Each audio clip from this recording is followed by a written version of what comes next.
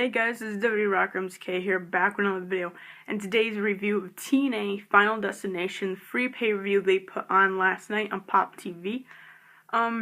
This pay-per-view I really did not have any plans on watching whatsoever, but I saw throughout the day that a lot of TNA stars were really hyping up this pay-per-view, and even Lance Storm tweeted about it, and I was like, alright.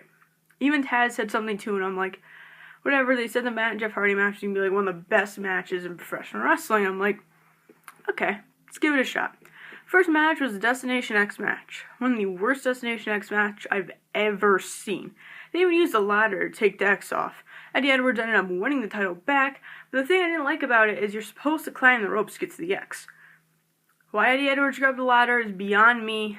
Kind of ruined the ending of the entire match for me. Just because watching it back in 2005, you had to climb it. No one really used the ladder. And it kind of like hurt down what that match could be.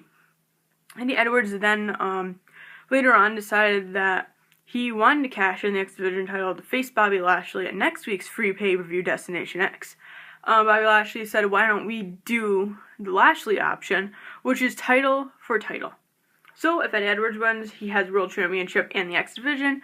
If Bobby Lashley wins, he earns the X Division title. Bobby Lashley said if he wins, X Division will be no more. Pretty much means Eddie Edwards will win the title next week, because if TNA is going to kill off the X Division, you're killing the company in full right there. So it'd be stupid if they did. Other than that, throughout the night, there really wasn't anything. We also learned that EC3 will be taking on Drew McIntyre in a street fight next week for the pay-per-view. And that was pretty much it. So now we go to the main event. Matt versus Jeff Hardy. The whole show, Matt is saying how he wants to burn his brother, and how lighting the #1 for his son's first birthday is his way of signifying that Jeff Hardy will be no more after tonight. So Matt plays his weird ass violin, calls Jeff Hardy out. The ring's in the middle of like their backyard, like it's really old school to begin with. So they started, and I think they were wrestling for maybe 20-30 seconds of the match. It wasn't even a wrestling match. Let's just start out that in full. Barely a wrestling match. It was a street fight with random weapons thrown in, which made it hilarious. I don't even think this match was taken seriously in my eyes. You had Matt Hardy threw fireworks at Jeff Hardy, and he took a garbage can top to defend himself. And then Matt went to walk around and find Jeff, and Jeff had it in his hand. He's like, oh shit. And then Jeff started chasing him, throwing fireworks at him. He hid underneath the boat. Then they went into the water, and Willow came out, and like Willow attacked Matt Hardy, only to find out that Willow was the gardener the whole entire time.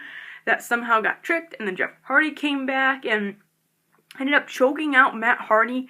And then Matt Hardy said, I win, you're the better brother. So Jeff goes to climb on top of this huge thing, which is his logo, right? And then Matt somehow finds a lighter and lights it on fire. Jeff jumps off. Of course, you have to, it's going to be on fire. And then Matt pins him, and Matt wins the match somehow, when Matt just said that he quit. So yeah, and there's also one other big stunt that was totally screwed up if you watch it. Jeff Hardy climbs a tree to do the Swanton bomb on the Matt Hardy who was laying on the ladder, right?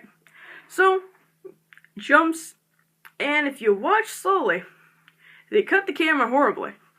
When Jeff lands on the ladder, Matt is already on the floor. But he goes and pins Matt like he hit Matt. I don't know if that was a massive screw-up, if it was supposed to miss. I don't know, beats me. It was weird pay-per-view. That match is not match of the year. It's a comical match for me. I would tell everyone to go watch it because it's funny and it's worth like the 6 minutes that the match was. But other than that, TNA is just god awful now. I will be watching next week because it's another free pay-per-view. So I'm gonna give it 4 out of 5 stars, just because the ending match was worth the 2-hour show that you have to sit through. So yeah, that's my review. If you like this video, subscribe to my channel. As always, more to come.